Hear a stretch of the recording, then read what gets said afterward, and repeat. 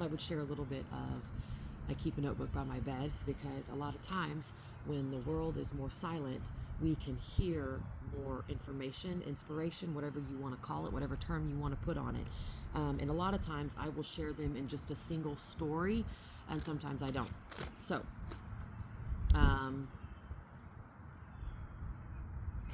let's see here. This was actually 4:20, so this was probably 2 or 3 a.m. on yesterday morning. We came from a time when peace reigned supreme. We come now to restore.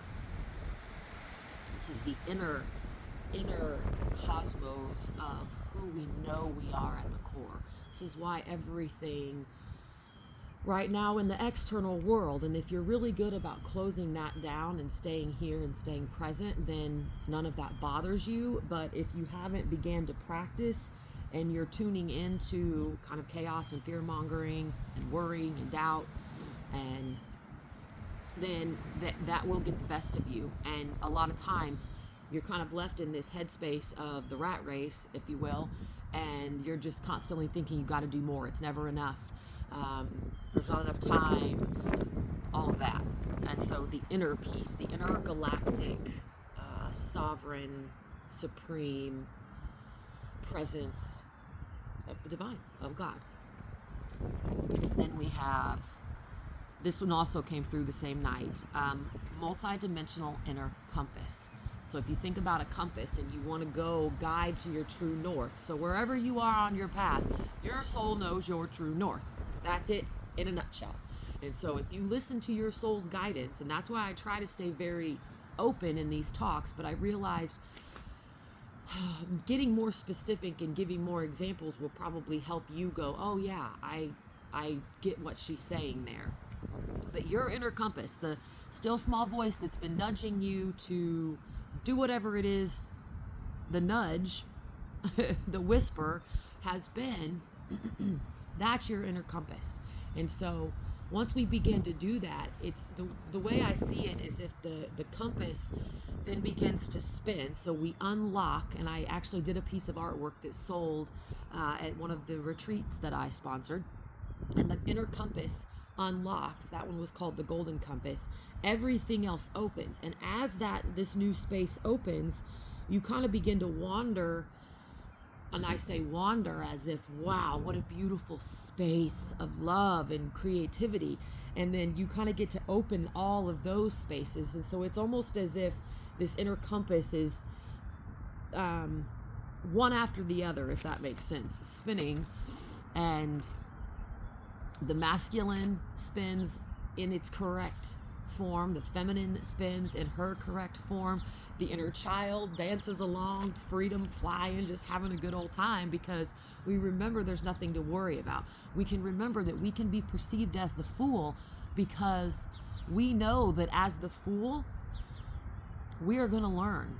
And I know fool can be trippy for some people because of the term. However, just roll with me for a minute. If you think about being wide open to be like, okay, I'm going to learn from this experience, let me try it. And yes, there are varying degrees, but just keep an open mind and an open heart. You'll always learn. You're going to learn something more about yourself. You're going to overcome something that you never thought you could. That's why your soul is probably gifting it to you. A next one. Let's see. Living codes of integral freedom wash over. Sovereignty for all the good people of the land. That was actually in 10/19 of 25. That was a while ago. 3/7/26. I had to let go of who I was to become who I am. And so we let go of the ego death. It's not a physical death, it is spiritual death. You let go of the ego. And the ego is the part of you that wants to keep you safe. There's nothing wrong with it. However, the ego is the one that says, no, don't do that because we've been burned before. No, don't do that because this feels safer here. Oh, I'm nervous, don't go do that. And there's nothing wrong with that. And that's why we call it out. And so a lot of times if I say recognize the emotion that you're feeling, call it out. That way, when it's outside of your body, and remember, even the lower frequencies cannot be there if you call them out. So if you're feeling fear right now, fear, step out, please. Okay, and then you can talk to yourself in a, hey, why are we feeling fear right now? What's going on? If you're feeling worry right now, worry, step out. I call you out. And we begin to work in that playing field instead of the fear or the worry or the self-doubt or the insecurities or the hate or the judgment or the separation or the disrespect keeps playing and weighing heavy on our heart. But a lot of times it comes in forms of complete sadness. It comes in forms of grief. It comes in forms of anger for things that have been done to us. It comes in forms of feeling like nothing is fair. And those scenarios will create emotional safety traps around us. And so then we just are in this like safety trap. And then to get out, it feels like a minefield. It feels like you're going to do something wrong and something is going to happen. And that is just part of the game. I know that for many of us, that seems like that's just reality. That's my life. Well, I'm here to tell you there's a different life worth living. I'm here to tell you. True testament to God. True testament to God. Next, the apple. Food for thought. What if we actually begin thinking outside the box? I don't even know if I want to explain that one. I want you to ponder on that one for a minute. So I'll read it one more time. The apple. Food for thought. What if we actually begin thinking outside the box? It's a good one. It's a good one. Her truth. Your truth. Our truth will set you free. But first, it will make you see. And I feel like that is, oh, hi, beautiful bird. I feel like that is where we are right now in the collective. One thing that has been so hard for me are these messages are delivered. And so I start working on them immediately. But then I sometimes fail to remember that the collective has time to catch up. They need time to catch up. So we deliver the messages and then the collective can catch up to the present moment. And if you're behind, that's okay. There's no, I don't even like to use those terms because it's not, you're exactly where you need to be. But as soon as where you are, you turn to the present, everything changes. Everything changes, and it changes for your entire world. It changes for the collective. I posted about this yesterday about how one person thinking, and if you want to go back and watch it, it's the video where it looks like I've got socks on in my hands because I do, and I'm sitting, on my yellowish orange chair. But I talked about how so many people think that, well, what can I do? Well, it only takes 1%, and you have the ability to affect 750,000 people. It could be more. It is more if you have more internal light, because your light affects the entire world, the entire globe, the entire population. And so when I say her truth, I mean the divine feminine. And the divine feminine has been suppressed in so many of us. The divine feminine is our true voice. That's our divine authority. That is us standing in our sovereign power with and through God's intelligence, the higher intelligence, the genius within us all, and speaking out on what really matters. But we have lived in a society and in a culture that taught us, you just don't speak up. You just go continue to numb and avoid because it's easier. And if something bad does happen to you, then you don't want to go get therapy, or you don't want to be perceived as weak. So you get angry, you get mad, and then you have a blow up, but then you never really understand why. And so the why keeps circling. Okay, that's kind of it in a nutshell. Once again, if anybody has any questions, please feel free to ask. I would love to answer them for you, because if you're like, man, this is kind of hitting home, but I can't quite figure it out, please feel free to ask. And if you'd like to private message me, you can do that too. We do start, however, on April 27th. So today's Tuesday. On Monday, a Zoom session or a Zoom meeting, community gathering where you can ask these questions. And I promise you, if you're thinking it, somebody else is thinking it too. And so come and observe. Or if you're like, yeah, I want to speak up, I want to have my voice and my questions being heard. That's why I'm opening this space. The cost is $44 or $66. I did make 2 price points because I know some people are in financial struggle. However, I also know that I said that for a very, very long time, but I would go spend countless amounts of money on shopping, or I would go, and I know a lot of people go spend countless amounts of money on Starbucks and coffees, but then when it actually comes to sitting in real, we just make excuses. So please be mindful. All I ask is that your truth of, are you making excuses to not show up even though you feel the nudge? And sometimes it feels like an absolute push of like, I should really go. I should really go. If you've been thinking about it, here is your yes. Please be there. Just be there. And if you can pay more, by all means, please pay more, because I do understand the transformational work that I do, and I want to make this accessible. I can't say that I will keep the prices here for very long, but for right now, that's what we're doing because it feels right. So anyway, her truth, the divine feminine, that's within all of us, but that's been the suppression of the essence of freedom. It's the essence of freedom, of the essence of creation. It is the essence of the imagination, the dreamer, being able to keep your mind open so far that you allow yourself to dream bigger than the sky. And not only just being the dreamer, you know how to put it into actionable steps here on earth to create your dream life. I don't know if I put the thing here, but you can, my hammock, can you see it? So I put my hammock up yesterday, and it was such a gorgeous sunshiny day. I laid in it and I had a blanket and I took a little nap, but I remember thinking, this is like a movie. Like, this moment right here is like a movie. There's been so many, I mean, my life is kind of created around what my movie reel would look like, with love and compassion and joy. And then also with walking away. If it doesn't serve anymore, and if it's not, it doesn't feel right and welcoming, I've learned how to walk away. And that doesn't mean it's rude or disrespectful. I just mean that it's not healthy for me anymore. It's not, it just doesn't feel good. And I will just give you an example. There are a lot of times when you are in truth, and you speak of this, one, people are going to run to the hills because they don't want to hear what you have to say. Two, people are going to be silent around you because they don't know what to say.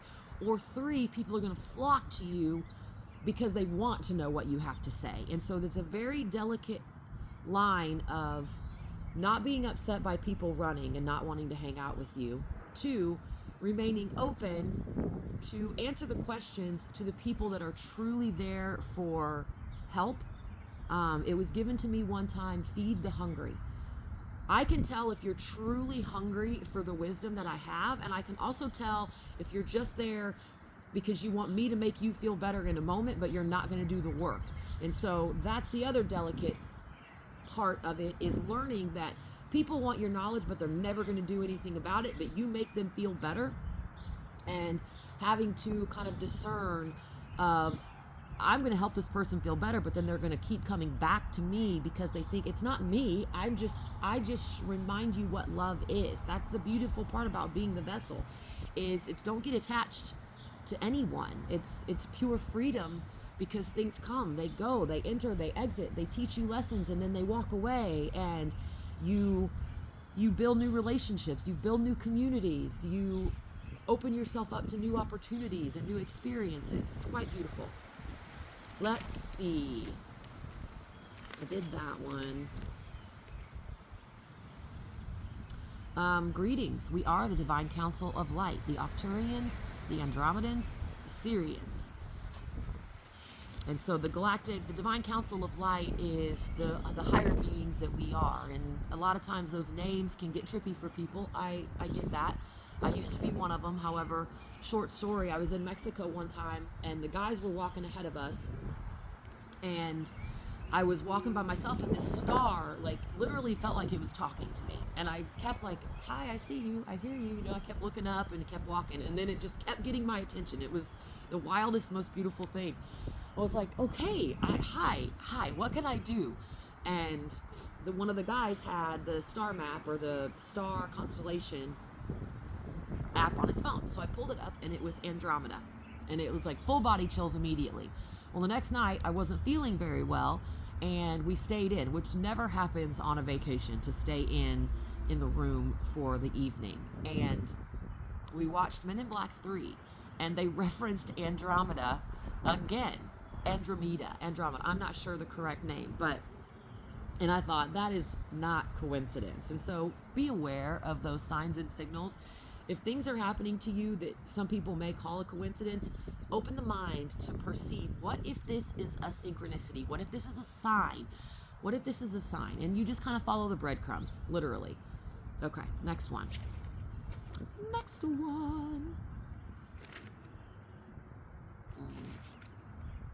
So this was a while back. Safe place to call home. Scanning, sound warping, surging tingles in the body. So I'll kind of wrap this up. These messages come through. A lot of times they used to come through in like waves, and so I would just go right. Other times they're just little sentences. The other day it was just a word. It was